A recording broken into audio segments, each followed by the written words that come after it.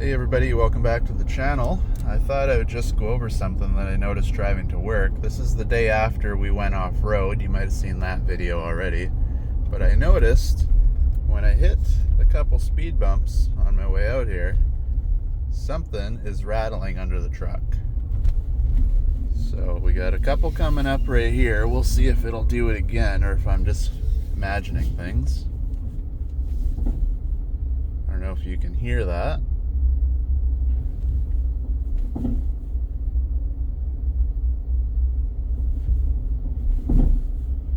But something under there is definitely loose.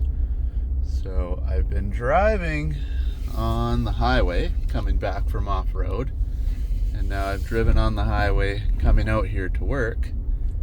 Everything seems to be straight. Nothing rattles, nothing vibrates when I'm driving. So I need to get under there and see exactly what's loose or what could possibly be broken. All right, back home, some daylight under the truck. I found the culprit. If you look over here, you can see on the top of your shock there, you should have a little washer and a nut and a rubber bushing. You come to this side, that should be attached to there. You can see the IMS is all beat up, scratched. Doesn't look like it really wrecked the shock much, just cosmetics, but I'm not sure if this thing pulled off. It doesn't really look like the threads are stripped too badly. And of course the bushings are gone. So what I'm gonna do and what I've started, you can see this one's in here. This is actually the bushing originally from the end piece here. They went through the frame, so I got those. And what I'm gonna do, it looked like this, and this was the top of it. What I did is I cut the top off of this one, and the shorter one is what I have crammed in there right now. So I'm gonna put this on one side, just like that. I'm gonna have to use the ratchet strap to try to compress the shock. I'm not sure if I'll be able to do it by hand or not, especially not filming. And I'm gonna get it back in there. And then luckily, I kept the parts from the original shocks, and I still have a nut that should work on there. So temporary fix, obviously, but at least it's in there and it won't be banging around. And then I guess I'll phone up Dobinson or email them and see if I can get a replacement bushing and try to figure out why this thing popped off in the first place. I'm not sure if I didn't torque it down. We did torque everything down, but maybe I missed this one. You never know. It's probably the most likely reason this would come off. But you can see it was hitting all the way back here.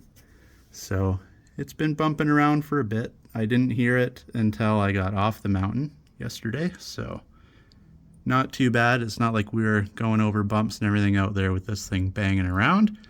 But end of the day, this is what we're looking at. So I'm gonna see if I can get this back in there and see if it'll hold itself in place for now. All right, so this is what we did. Got a big ratchet strap, hooked it around the top, cranked it down, and it was enough to compress it. Got the nut there. What you wanna do if you're in the same scenario, make sure you keep it off of your brake lines and stuff. You don't wanna be squishing and damaging any of that. But you can see I got it in.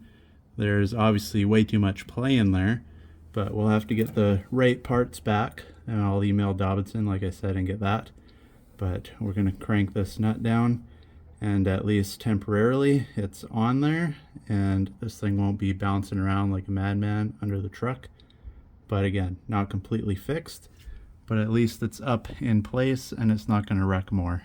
All right, so we got her on. That nut, obviously it threads right into the rubber bushing there. It's not done correctly, but it's done good enough for now that, like I said, this won't be bouncing around, banging, wrecking more stuff. So we'll go email Dobinson. I'll send him the pictures, and then we can figure out how to fix this up properly. But it just needs rubber bushing and a new nut. I can reuse this nut. But like I said, that's probably my error. I highly recommend the Dobinson suspension still. It's not that it breaks itself, because as you can see, like I said, you come over to this side, she's still good to go. Nothing's loose, so I'm gonna say it was probably my own fault, my own stupidity, not tightening it down properly. But for now, we're up and running, good to go. If you want to see what happened and how this happened, go back and watch the other video, because we got a little bit of off-road. And of course, we're gonna go back off-road as soon as we get the right parts, of course. So like and subscribe. Let me know if you think it was me or if this has happened to you. Let me know how you fix it, and subscribe. Catch you in the next video. And if you're wondering, without the spare tire in here, you can actually sit underneath the truck with this lift. So like and subscribe for more. Thanks for watching, and we'll catch you in the next video.